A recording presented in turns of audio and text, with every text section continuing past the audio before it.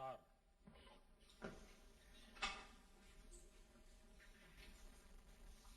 आदरणीय प्रधानमंत्री जी, आपकी अनुमति से मैं माननीय शिक्षा मंत्री जी से निवेदन करता हूं कि वे माननीय प्रधानमंत्री जी तथा सभी गणमान्य अतिथियों का स्वागत संबोधन करें। माननीय शिक्षा मंत्री। नमस्कार। आज की इस अत्यंत महत्वपूर्ण एवं गरिमापूर्ण समारोह में हमें मार्गदर्शन प्रदान करने हेतु उपस्थित देश की लोकप्रिय जननेता हमारे माननीय प्रधानमंत्री श्री नरेंद्र मोदी जी, राज्यों के माननीय राज्यपाल, राज्यों के सम्मानित मुख्यमंत्रीगण, केंद्र सरकार में मेरे साथी मंत्रीगण, राज्यों की शिक्षा मंत्री महोदयगण, विश्वविद्यालय के कुलपति तथा स्कूल एवं कॉलेज एवं अन्य संस्थानों के संस्थाध्यक्ष, मेरे प्रिय विद्यार्थियों एवं शिक्षकों, देवियों और सज्जनों, आप सभी को मेरा सादर अभिनंदन। Today is a momentous day in our history when we mark a year of the launch of one of the most landmark policy reforms in India, the New Education Policy 2020.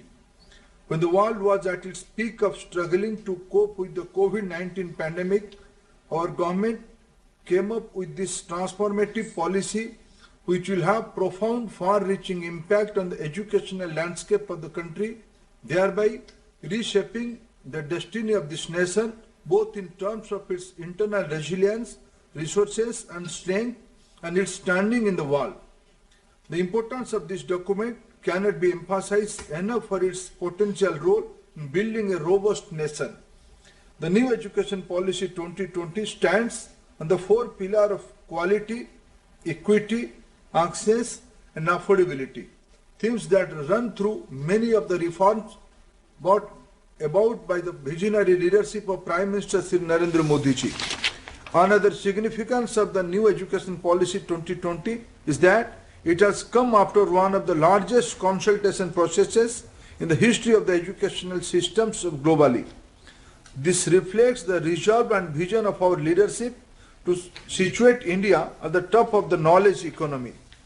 As we celebrate Amrita Mahotsav, or 75 years of India's independence, the NEP will be the guiding philosophy that will nurture, inspire, influence and groom children who today fall between the age of 5 and 15 years. The same category of impressionable and valuable human resource will be the peak of productive age of between 30 and 40 years when the India hits the mark of 100 years of independence, or Azadi 100. New Education Policy 2020 prepares this age group as global citizens who exhibit the keen disposition to shoulder collective responsibilities in the face of natural disasters or finding solutions for issues that confront humanity as a whole, solutions that cut across boundaries of culture. The resilience and survival of civilization is a direct consequence of the clarity of thought and its possible people. New Education Policy prepares our youth to be the flag bearers of a global community which bases itself on scientific thought, critical thinking and humanism. This is the PM Modi's vision and government's mission that we will try to best of our capabilities to implement in letter and spirit. I also take this opportunity to express my sincere gratitude to Dr. Kasturi Rangan and the team of superior intellectuals and academics who drafted this landmark document. I again thank Honorable Prime Minister Modi ji for his presence today and his persistent guidance to the education sector. Sir, I welcome you to this program. Thank you. धन्यवाद sir. आदरणीय प्रधानमंत्री महोदय, आपकी अनुमति से राष्ट्रीय शिक्षा नीति के अंतर्गत अब तक की उपलब्धियों पर एक लघु फिल्म प्रस्तुत है।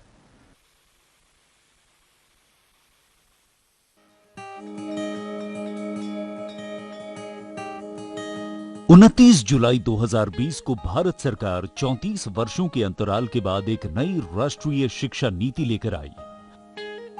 उद्देश्य था नई पीढ़ी को नई सदी की मांग के अनुरूप योग्य बनाना। ये पॉलिसी 21वीं सदी के नौजवानों की सोच, उनकी जरूरतें, उनकी आशाओं, अपेक्षाओं और आकांक्षाओं को देखते हुए बनाने का व्यापक प्रयास हुआ है। राष्ट्रीय शिक्षा नीति में ऑनलाइन शिक्षा को प्राथमिकता और प्रोत्साहन दोनों दिया गया है, जिसके सफल परिणाम कोरोना महामारी के दौरान भी सामने आए। पीएम ई विद्या कार्यक्रम के अंतर्गत ऑनलाइन, टेलीविजन एवं कम्युनिटी रेडियो के माध्यम से पढ़ना लिखना चालू रहा। One nation one digital platform से प्रेरित दीक्षा में स्कूल पाठ्यक्रम पर आधारित 1,85,000 से अधिक ई कंटेंट 32 भाषाओं में उपलब्ध किए गए। एक वर्ष में इस प्लेटफॉर्म पर हिट्स की संख्या 200 करोड़ से बढ़कर 2300 करोड़ हो गई है। जेईई एंड नीट की ऑनलाइन परीक्षाएं भी हुई, जिससे किसी विद्यार्थी का कोई सत्र व्यर्थ नहीं होने दिया गया। अभी नया सिस्टम आ गया, ऑनलाइन क्लासेस होने लगी है, तो जो हम स्कूल नहीं जा पा रहे थे, अब हम वो घर से पढ़ सकते हैं। यूजीसी ने ऑनलाइन शिक्षण के नए दिशा निर्देश जारी किए। ऑनलाइन कार्यक्रमों की संख्या अब 37 से बढ़कर 216 और संस्थाओं की संख्या 7 से बढ़कर अब 41 हो गई है। ऑनलाइन शिक्षण के लिए निर्मित स्वयं MOOCs पोर्टल, जिस पर वर्तमान में 814 डिग्री और डिप्लोमा कोर्स उपलब्ध हैं। गत वर्ष में 54 लाख छात्रों ने उस पर एनरोलमेंट कराया। इस नई नीति से भारत में पढ़ने आए विदेशी बच्चों को भी हमारी सुदृढ़ व्यवस्था का लाभ मिला है। I'm from Cameroon. I'm very thankful for the government of India to give me the opportunity to pass off my education here in this great university. एक तरफ निष्ठा के अंतर्गत लगभग 24 लाख प्रारंभिक स्तर के शिक्षकों को प्रशिक्षित किया गया है, तो गत एक वर्ष में स्किल डेवलपमेंट मंत्रालय द्वारा 1 लाख स्वास्थ्य कर्मचारियों को भी प्रशिक्षित किया। राष्ट्रीय शिक्षा नीति के अंतर्गत सार्थक की रचना हुई, जो स्कूली शिक्षा में राष्ट्रीय शिक्षा नीति के सुचारू क्रियान्वयन के लिए एक कॉम्प्रिहेंसिव एक्शन प्लान है। इसी नीति द्वारा राष्ट्रीय अभियान निपुण भारत की भी शुरुआत की गई, जिसका लक्ष्य बच्चों को समझ के साथ पढ़ने और बुनियादी गणना की क्षमता को खेल खेल में विकसित करना है। स्कूल बैग के वजन और होमवर्क को कम करने के लिए दिशा निर्देश दिए गए और बच्चों के मानसिक स्वास्थ्य और तनाव से संबंधित समस्याओं का समाधान करने के लिए मनोदर्पण पोर्टल और हेल्पलाइन नंबर भी लॉन्च किया गया है। राष्ट्रीय शिक्षा नीति में कक्षा 6 से ही coding, data science, financial literacy और हैंडीक्राफ्ट के वोकेशनल कोर्सेज को भी शामिल किया गया है और कक्षा 10वीं और 12वीं के लिए सीबीएसई द्वारा कॉम्पिटेंसी बेस्ड एग्जाम्स की चरणबद्ध तरीके से शुरुआत की गई है। गत एक वर्ष में उच्च शिक्षा संस्थाओं ने कोविड संबंधी अनेकों शोध अनुसंधान किए और हमारे कई संस्थानों की ग्लोबल रैंकिंग में सुधार हुआ है।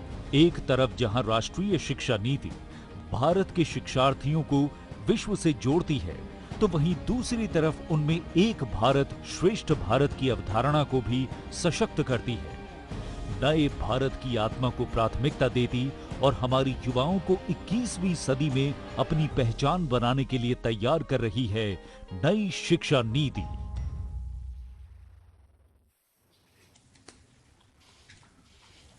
अब मैं माननीय प्रधानमंत्री जी से अनुरोध करूंगा कि वो शिक्षा नीति के अंतर्गत लिए गए हमारे कुछ पहलों का कृपया बटन दबाकर उद्घाटन करें। विद्या प्रवेश। कक्षा 1 की तैयारी को सुनिश्चित करने के लिए राष्ट्रीय शिक्षा नीति के सुझावों पर NCERT द्वारा बच्चों के लिए 3 माह का स्कूल प्रिपरेशन मॉड्यूल विद्या प्रवेश तैयार किया गया है। इस पाठ्यक्रम में अक्षर, ध्वनि, शब्द, रंग, आकार और संख्या सीखने के लिए रोचक गतिविधियां हैं। इसके द्वारा बच्चों की पूर्व साक्षरता, पूर्व गणना और सामाजिक कौशल का विकास होगा। विद्या प्रवेश का लक्ष्य है शिक्षा के प्रारंभ से ही आधारशिला को मजबूत करना, ताकि सब समान रूप से समझ सकें, पढ़ सकें और बढ़ सकें। Indian sign language. पहचान कर मेरी सीमाएं और सामर्थ्य। किताब और अधिगम सामग्री अब उपलब्ध है भारतीय भाषाओं के समक्ष, भारतीय सांकेतिक भाषा में भी। सभी विद्यार्थियों और शिक्षकों के लिए ISLRTC, NIOS और NCERT ने कक्षा 1 से 12 तक के 1200 से भी ज्यादा शैक्षिक वीडियो कार्यक्रमों को भारतीय सांकेतिक भाषा में बनाया है, जो दीक्षा मंच पर उपलब्ध हैं। अब मैं हूँ सबके साथ और सब है मेरे साथ। निष्ठा 2.0 दुनिया का सबसे बड़ा शिक्षक प्रशिक्षण कार्यक्रम, ताकि शिक्षक बच्चों की प्रतिभा को परखकर विकसित कर सके।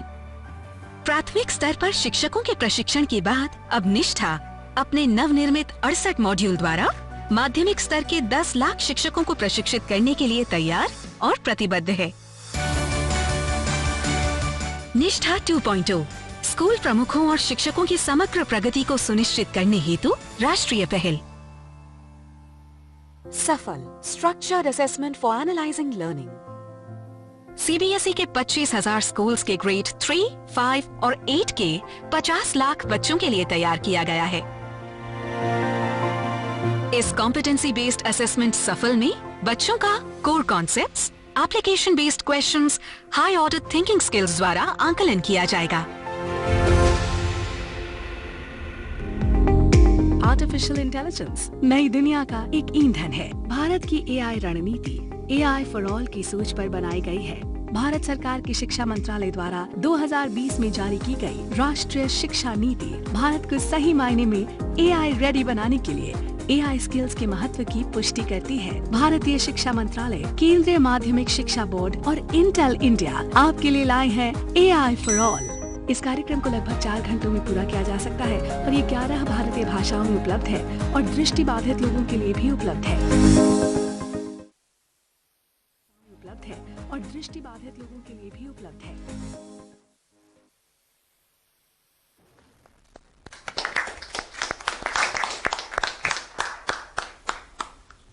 अब मैं माननीय प्रधानमंत्री जी से एक बार फिर अनुरोध करूंगा कि वे हमारे कुछ अन्य पहलों का कृपया बटन दबाकर उद्घाटन करें।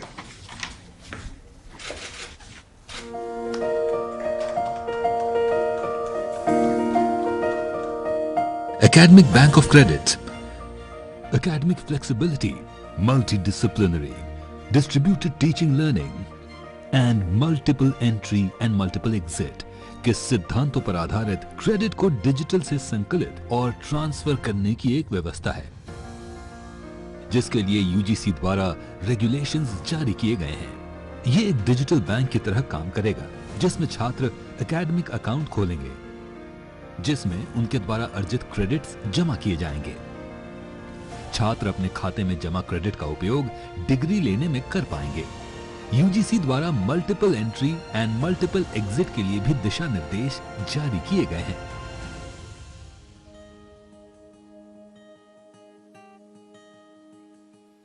नई शिक्षा नीति का उद्देश्य छात्रों के समग्र विकास को सुनिश्चित करना है।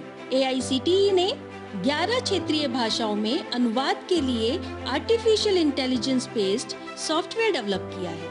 शिक्षा को सभी की पहुंच में लाने के लिए इस सॉफ्टवेयर के माध्यम से क्षेत्रीय भाषाओं में पाठ्यक्रम तैयार किए गए हैं। Internationalization of higher education. भारतीय और विदेशी उच्च शिक्षण संस्थानों के बीच परस्पर सहयोग बढ़े। इसके लिए UGC ने क्रेडिट ट्रांसफर के साथ उच्च शिक्षण संस्थानों के बीच ट्विनिंग व्यवस्था के लिए दिशा निर्देश तैयार किए हैं। इससे जहां हमारे छात्रों को ग्लोबल स्तर की शिक्षा का लाभ मिलेगा, वहीं विदेशी छात्रों के आने से विश्व पटल पर हमारी संस्थाओं की साख बढ़ेगी। NDEAR national digital education architecture digital first की सोच पर आधारित शिक्षा का सबसे बड़ा डिजिटल इंफ्रास्ट्रक्चर होगा। ये ओपन सोर्स और ओपन स्टैंडर्ड पर आधारित होगा, ताकि राज्य, केंद्र शासित प्रदेश, प्राइवेट एंटरप्रेन्योर्स इस इंफ्रास्ट्रक्चर का इस्तेमाल करके innovative future ready education solution बनाएंगे। ये एक ऐसा डिजिटल इंफ्रास्ट्रक्चर है जहां टीचिंग, लर्निंग, प्लानिंग और गवर्नेंस को एक साथ जोड़ा जाएगा, जिसका लाभ देश के हर स्कूल से लेकर कॉलेज के विद्यार्थी, शिक्षक समुदाय और अभिभावक ले सकेंगे। डिजिटल भारत में शिक्षा पर सबका समान अधिकार हो, इस दिशा में क्रांतिकारी प्रयास है एनडीएर, स्कूल शिक्षा विभाग तथा आईटी मंत्रालय द्वारा तैयार किया गया national digital education architecture. National educational technology forum शिक्षा के विभिन्न आयामों में टेक्नोलॉजी के इस्तेमाल के लिए एक राष्ट्रीय मंच का निर्माण है। एनईटीएफ प्रशासन, शिक्षण, मूल्यांकन, नियोजन आदि आयामों में टेक्नोलॉजी के उपयोग पर केंद्रीय एवं राज्य सरकार को परामर्श देगा। एनईटीएफ शिक्षा के क्षेत्र में artificial intelligence, machine learning, blockchain technology और अन्य प्रकार के सॉफ्टवेयर द्वारा केजी से पीजी तक शिक्षण और सीखने के तरीके में रचनात्मक बदलाव लाएगा, ताकि देश 21वीं सदी में वर्ल्ड एजुकेशन लीडर के रूप में छलांग लगा सके।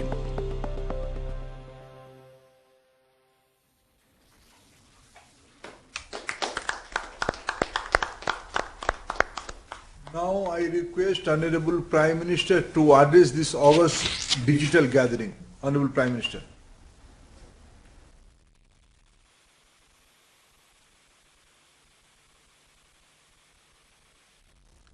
नमस्कार। कार्यक्रम में मेरे साथ जुड़ रहे कैबिनेट के मेरे सभी सहयोगीगण, राज्यों के माननीय राज्यपाल, सभी सम्मानित मुख्यमंत्री, उप मुख्यमंत्री, राज्य सरकारों के मंत्रीगण, उपस्थित शिक्षाविद, अध्यापकगण, सभी अभिभावक और मेरे प्रिय युवा साथियों, नई राष्ट्रीय शिक्षा नीति को 1 साल पूरा होने पर सभी देशवासियों और विशेषकर सभी विद्यार्थियों को बहुत बहुत शुभकामनाएं। बीते 1 वर्ष में देश के आप सभी महानुभावों, शिक्षकों, प्रधानाचार्यों, नीतिकारों ने राष्ट्रीय शिक्षा नीति को धरातल पर उतारने में बहुत मेहनत की है।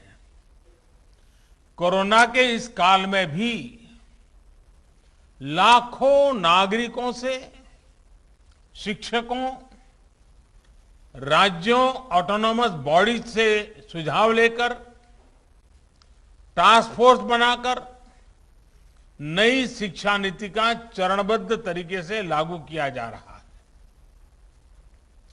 बीते 1 वर्ष में राष्ट्रीय शिक्षा नीति को आधार बनाकर अनेक बड़े फैसले लिए गए हैं। आज इसी कड़ी में मुझे बहुत सारी नई योजनाएं, नए इनिशिएटिव्स, इसकी शुरुआत करने का सौभाग्य मिला है। साथियों, ये महत्वपूर्ण अवसर ऐसे समय में आया है जब देश आजादी के 75 साल का अमृत महोत्सव मना रहा है। आज से कुछ ही दिन बाद 15 अगस्त को हम आजादी के 75वें साल में प्रवेश भी करने जा रहे हैं। एक तरह से नई राष्ट्रीय शिक्षा नीति का इम्प्लीमेंटेशन आजादी के अमृत महोत्सव का प्रमुख हिस्सा बन गया है। इतने बड़े महापर्व के बीच राष्ट्रीय शिक्षा नीति के तहत आज शुरू हुई योजनाएं नए भारत के निर्माण में बहुत बड़ी भूमिका निभाएगी। भारत के जिस सुनहरे भविष्य के संकल्प के साथ आज हम आजादी का अमृत महोत्सव मना रहे हैं, उस भविष्य की ओर हमें आज की नई पीढ़ी ही ले जाएगी। भविष्य हम कितना आगे जाएंगे, कितनी ऊंचाई प्राप्त करेंगे, ये इस बात पर निर्भर करेगा कि हम अपने युवाओं को वर्तमान में यानी आज कैसी शिक्षा दे रहे हैं, कैसी दिशा दे रहे हैं। इसलिए मैं मानता हूं भारत की नई राष्ट्रीय शिक्षा नीति राष्ट्र निर्माण के महायज्ञ में बड़े फैक्टर में से एक है और इसलिए देश ने इस शिक्षा नीति को इतना आधुनिक बनाया है, इतना फ्यूचर रेडी रखा है। आज इस कार्यक्रम में जुड़े अधिकांश महानुभाव नई राष्ट्रीय शिक्षा नीति की बारीकियों से परिचित हैं, लेकिन ये कितना बड़ा मिशन है, इस एहसास को हमें बार बार याद करना ही है। साथियों, देश भर से हमारे कई युवा स्टूडेंट्स भी इस कार्यक्रम में हमारे साथ हैं। अगर इन साथियों से हम उनकी आकांक्षाओं के बारे में, सपनों के बारे में पूछें तो आप देखेंगे कि हर एक युवा के मन में एक नयापन है, एक नई ऊर्जा है। हमारा युवा बदलाव के लिए पूरी तरह से तैयार है, वो इंतजार नहीं करना चाहता।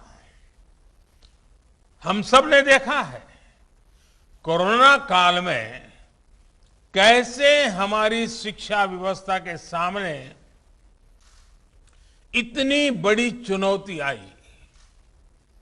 स्टूडेंट्स की पढ़ाई का जीवन का ढंग बदल गया, लेकिन देश के विद्यार्थियों ने तेजी से इस बदलाव को एडॉप्ट किया।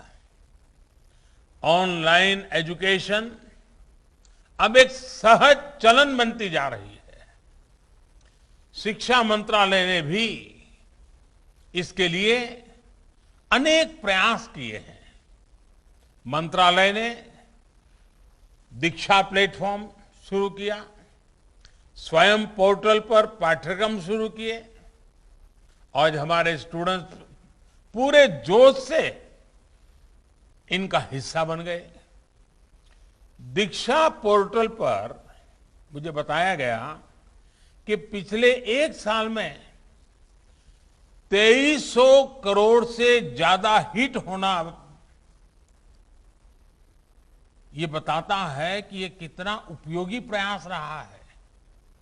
आज भी इसमें हर दिन करीब 5 करोड़ हिट हो रहे हैं। साथियों, 21वीं सदी का आज का युवा अपनी व्यवस्थाएं, अपनी दुनिया खुद अपने हिसाब से बनाना चाहता है। इसलिए उसे एक्सपोजर चाहिए, उसे पुराने बंधनों, पिंजरों से मुक्ति चाहिए। आप देखिए, आज छोटे छोटे गांवों से, कस्बों से निकलने वाले युवा कैसे कैसे कमाल कर रहे हैं। इन्हीं दूर दराज इलाकों और सामान्य परिवारों से आने वाले युवा आज टोक्यो ओलंपिक्स में देश का झंडा बुलंद कर रहे हैं, भारत को नई पहचान दे रहे हैं। ऐसे ही करोड़ों युवा आज अलग अलग क्षेत्रों में असाधारण काम कर रहे हैं, असाधारण लक्ष्यों की नींव रख रहे हैं। कोई कला और संस्कृति के क्षेत्र में पुरातन और आधुनिक के फ्यूजन से नई विधाओं को जन्म दे रहा है। कोई रोबोटिक्स के क्षेत्र में कभी साईफाई मानी जाने वाली कल्पनाओं को हकीकत में बदल रहा है। कोई आर्टिफिशियल इंटेलिजेंस के क्षेत्र में मानवीय क्षमताओं को नई ऊंचाई दे रहा है। तो कोई मशीन लर्निंग में नए माइलस्टोन्स की तैयारी कर रहा है। यानी हर क्षेत्र में भारत के युवा अपना परचम लहराने के लिए आगे बढ़ रहे हैं। यही युवा भारत के स्टार्टअप इकोसिस्टम को रिवॉल्यूशनलाइज कर रहे हैं। इंडस्ट्री 4.0 में भारत के नेतृत्व को तैयार कर रहे हैं और डिजिटल इंडिया को नई गति दे रहे हैं। आप कल्पना करिए, इस युवा पीढ़ी को जब इनके सपनों के अनुरूप वातावरण मिलेगा तो इतनी शक्ति कितनी ज्यादा बढ़ जाएगी। और इसलिए नई राष्ट्रीय शिक्षा नीति युवाओं को ये विश्वास दिलाती है कि देश अब पूरी तरह से उनके साथ है, उनके हौसलों के साथ है। जिस आर्टिफिशियल इंटेलिजेंस के प्रोग्राम को अभी लॉन्च किया गया है, वो भी हमारे युवाओं को फ्यूचर ओरिएंटेड बनाएगा, एआई ड्रिवन इकोनॉमी के रास्ते खोलेगा। शिक्षा में ये डिजिटल रिवॉल्यूशन पूरे देश में एक साथ आए, गांव शहर सब समान रूप से डिजिटल लर्निंग से जुड़े, इसका भी ख्याल रखा गया है। नेशनल डिजिटल एजुकेशन आर्किटेक्चर यानी एनडीआर और national education technology forum NETF इस दिशा में पूरे देश में डिजिटल और टेक्नोलॉजिकल फ्रेमवर्क उपलब्ध कराने में अहम भूमिका निभाएंगे। युवा मन जिस दिशा में भी सोचना चाहे, खुले आकाश में जैसे उड़ना चाहे, देश की नई शिक्षा व्यवस्था उसे वैसे ही अवसर उपलब्ध कराएगी। साथियों, बीते एक वर्ष में आपने भी ये महसूस किया होगा कि राष्ट्रीय शिक्षा नीति को किसी भी तरह के दबाव से मुक्त रखा गया है। जो ओपननेस पॉलिसी के लेवल पे है, वही ओपननेस स्टूडेंट्स को मिल रहे विकल्पों में भी है। अब स्टूडेंट्स कितना पढ़े, कितना समय तक पढ़े, ये सिर्फ बोर्ड्स और यूनिवर्सिटी नहीं तय करेगा। इस फैसले में स्टूडेंट्स की भी सहभागिता होगी। मल्टीपल एंट्री एंड एग्जिट की जो व्यवस्था आज शुरू हुई है, इसने स्टूडेंट्स को एक ही क्लास और एक ही कोर्स में जकड़े रहने की मजबूरी से मुक्त कर दिया है। आधुनिक टेक्नोलॉजी पर आधारित एकेडमिक बैंक ऑफ क्रेडिट, इस सिस्टम से इस दिशा में स्टूडेंट्स के लिए रिवॉल्यूशनरी चेंज आने वाला है।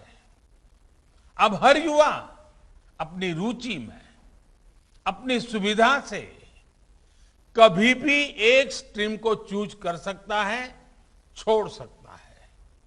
अब कोई कोर्स सेलेक्ट करते समय ये डर भी नहीं रहेगा कि अगर हमारे डिसीजन गलत हो गया तो क्या होगा।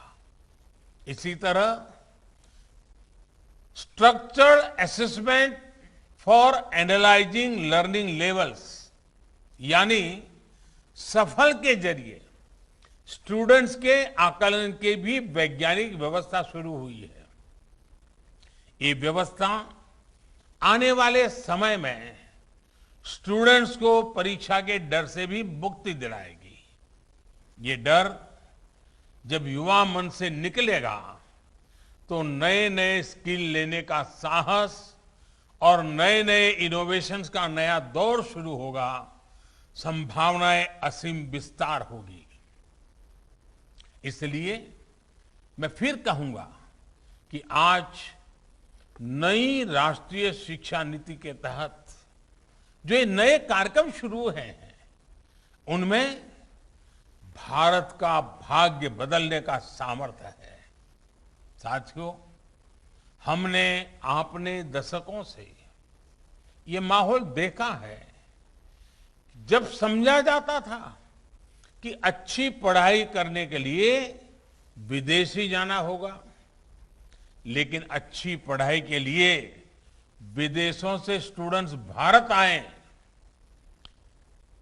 बेस्ट इंस्टीट्यूशंस भारत आए, ये अब हम देखने जा रहे हैं।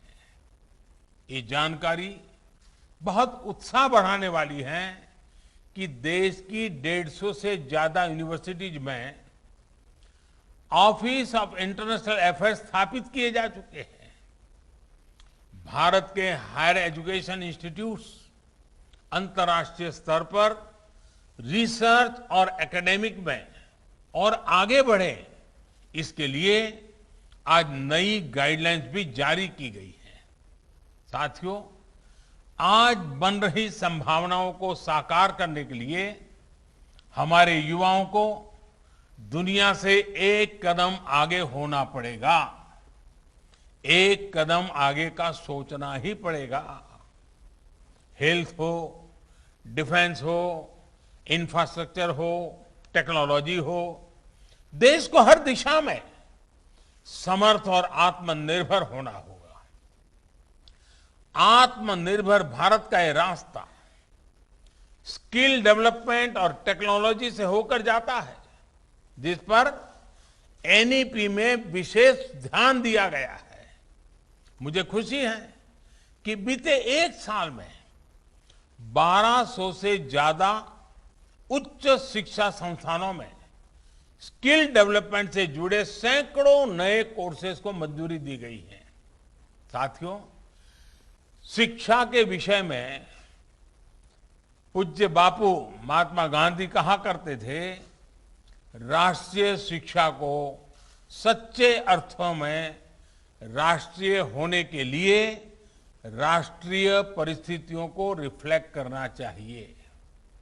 बापू के इसी दूरदर्शी विचार को पूरा करने के लिए स्थानीय भाषाओं में मदर लैंग्वेज में शिक्षा का विचार एनईपी में रखा गया है। अब हायर एजुकेशन में मीडियम ऑफ इंस्ट्रक्शन के इसके लिए स्थानीय भाषाओं में भी एक विकल्प होगी।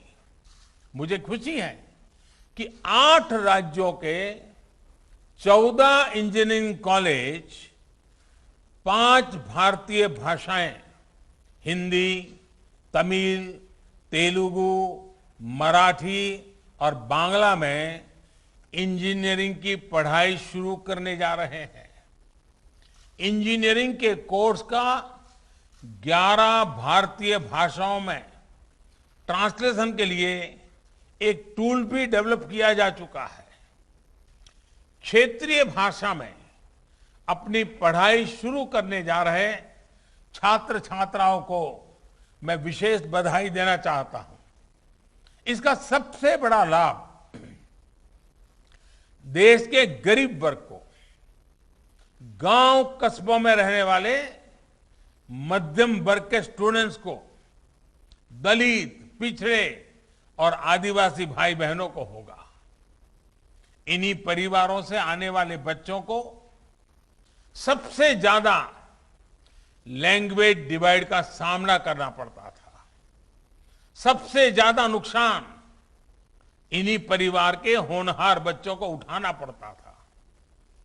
मातृभाषा में पढ़ाई से गरीब बच्चों का आत्मविश्वास बढ़ेगा, उनके सामर्थ्य और प्रतिभा के साथ न्याय होगा। साथियों, प्रारंभिक शिक्षा में भी मातृभाषा को प्रोत्साहित करने का काम शुरू हो चुका है। जो विद्या प्रवेश प्रोग्राम आज लॉन्च किया गया, उसकी भी इसमें बहुत बड़ी भूमिका है। प्ले स्कूल का जो कंसेप्ट अभी तक बड़े शहरों तक ही सीमित है, विद्या प्रवेश के जरिए वो अब दूर दराज के स्कूलों तक जाएगा, गांव-गांव जाएगा। ये प्रोग्राम आने वाले समय में यूनिवर्सल प्रोग्राम के तौर पर लागू होगा और राज्य भी अपनी अपनी जरूरत के हिसाब से इसे लागू करेंगे। यानी देश के किसी भी हिस्से में बच्चा अमीर का हो या गरीब का हो, उसकी पढ़ाई खेलते और हंसते हुए ही होगी, आसानी से होगी। इस दिशा का ये प्रयास है और जब शुरुआत मुस्कान के साथ होगी तो आगे सफलता का मार्ग भी आसानी से ही पूरा होगा। साथियों, आज एक और काम हुआ है जो मेरे हृदय के बहुत करीब है, बहुत संवेदनशील है। आज देश में 3 लाख से ज्यादा बच्चे ऐसे हैं जिनको शिक्षा के लिए सांकेतिक भाषा की आवश्यकता पड़ती है। इसे समझते हुए भारतीय साइन लैंग्वेज को पहली बार एक भाषा विषय यानी एक सब्जेक्ट का दर्जा प्रदान किया गया है। अब छात्र इसे एक भाषा के तौर पर भी पढ़ पाएंगे। इससे भारतीय साइन लैंग्वेज को बहुत बढ़ावा मिलेगा, हमारे दिव्यांग साथियों को बहुत मदद मिलेगी। साथियों, आप भी जानते हैं कि किसी भी स्टूडेंट की पूरी पढ़ाई में उसके जीवन में बड़ी प्रेरणा उसके अध्यापक होते हैं। और हमारे यहां तो कहा गया है, गुरौ न प्राप्यते यत् यत् तत् न अन्य अत्रापि अभ्यते लभ्यते। अर्थात जो गुरु से प्राप्त नहीं हो सकता वो कहीं प्राप्त नहीं हो सकता। यानी ऐसा कुछ भी नहीं है जो एक अच्छा गुरु, अच्छा शिक्षक मिलने के बाद दुर्लभ हो। इसलिए राष्ट्रीय शिक्षा नीति के फॉर्मुलेशन से लेकर इंप्लीमेंटेशन तक हर स्टेज पर हमारे शिक्षक सक्रिय रूप से इस अभियान का हिस्सा है। आज लॉन्च हुआ निष्ठा 2.0, ये प्रोग्राम भी इस दिशा में एक अहम भूमिका निभाएगा। इस प्रोग्राम के जरिए देश के शिक्षकों को आधुनिक जरूरतों के हिसाब से ट्रेनिंग भी मिलेगी और वो अपने सुझाव भी विभाग को दे पाएंगे। मेरा आप सभी शिक्षकों से, एकेडमिशियन से अनुरोध है कि इन प्रयासों में बढ़ चढ़ करके हिस्सा लीजिए, अधिक से अधिक योगदान दीजिए। आप सभी शिक्षा के क्षेत्र में इतना अनुभव रखते हैं, व्यापक अनुभव के धारक है, इसलिए जब आप प्रयास करेंगे तो आपके प्रयास राष्ट्र को बहुत आगे लेकर जाएंगे। मैं मानता हूं कि इस कालखंड में हम जिस भी भूमिका में हैं, हम सौभाग्यशाली हैं कि हम इतने बड़े बदलावों के गवाह बन रहे हैं, इन बदलावों में सक्रिय भूमिका निभा रहे हैं। आपके जीवन में ये स्वर्णिम अवसर आया है कि आप देश के भविष्य का निर्माण करेंगे, भविष्य की रूपरेखा अपने हाथों में खींचेंगे। मुझे पूरा विश्वास है आने वाले समय में जैसे जैसे नई राष्ट्रीय शिक्षा नीति के अलग अलग फीचर्स हकीकत में बदलेंगे, हमारा देश एक नए युग का साक्षात्कार करेगा। जैसे जैसे हम अपनी युवा पीढ़ी को एक आधुनिक और राष्ट्रीय शिक्षा व्यवस्था से जोड़ते जाएंगे, देश आजादी के अमृत संकल्पों को हासिल करता जाएगा। इन्हीं शुभकामनाओं के साथ मैं अपनी बात समाप्त करता हूं। आप सब स्वस्थ रहें और नई ऊर्जा के साथ आगे बढ़ते रहें। बहुत बहुत धन्यवाद।